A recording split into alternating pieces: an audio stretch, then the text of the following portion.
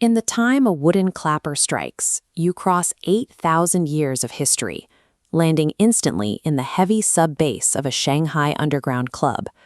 We can hear the sweeping falsetto vibrato of traditional kunku opera echo inside the hyper-produced, polished vocal tracks of modern Mandopop studios. And the intricate fingerwork of a solitary traditional musician in an ancient courtyard shares a direct lineage with the explosive energy of a youth rap cipher streaming live on Bilibili. Outside of China, audiences often categorize Chinese music into two strict extremes. On one side, it is viewed as a static, ancient relic meant for quiet meditation. On the other, it is seen as a highly commoditized pop machine built entirely on algorithms and imported aesthetics. This culture operates as an 8 millennia-old living continuum. Ancient scales and theater motifs function as the actual engine driving both today's multi-billion-dollar digital industry and its underground youth subcultures. To see how this works, we must look at the ancient bedrock of Chinese sound. This visualizes the gong hexatonic scale, a 5-note structure dictating the spacing of traditional melodies. When played together, musicians employ heterophony. The core melody acts as a spine, breaking into overlapping rhythmic variations.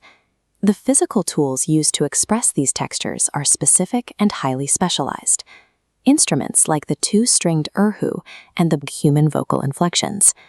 Today, corporations like Tencent are using game audio technology and virtual reality algorithms to digitally record, map, and archive the exact sonic properties of these physical instruments.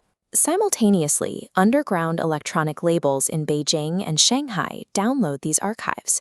They warp the digitized erhu and DZ samples, fusing them with heavy global bass to create an abrasive, industrial genre known as deconstructed club. The acoustic sounds of antiquity serve as the literal raw material, the operating system, for China's most cutting-edge electronic youth scenes. This through line exists in vocal performance too.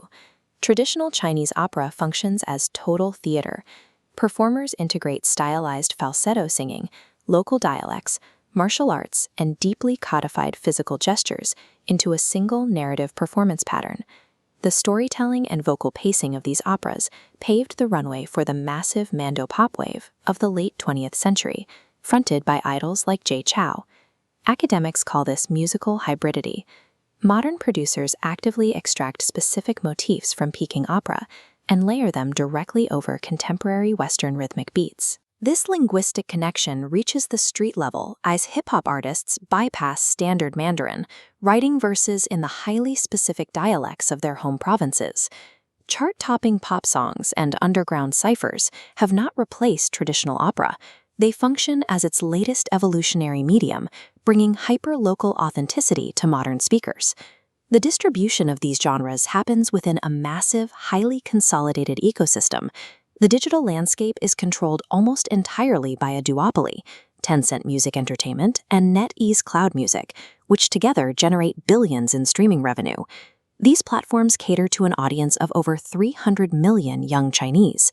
This demographic frequently uses imported genres like electronic dance music and rap to express their individuality and voice their frustrations with modern societal pressures.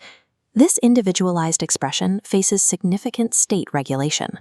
To align with traditional ideologies, official organs monitor these digital subcultures, filtering out what they deem as incompatible Western influence.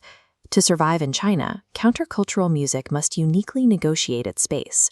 Artists find success by harmonizing their rebellious expression with the state's mandate for historical and cultural continuity. Modern digital infrastructure is actively expanding the country's cultural capital. Integration with AI and massive open online courses allows traditional music theory to reach millions of students who might otherwise never encounter these ancient structures. This accessibility feeds directly into guachao, or the China Cheek movement. Young people are actively reclaiming traditional aesthetics, redefining them to fit modern urban identities. Chinese producers act as cultural filters. When they import global hip-hop or techno, they process those sounds through an 8,000-year-old aesthetic lens before pushing them back out to the world.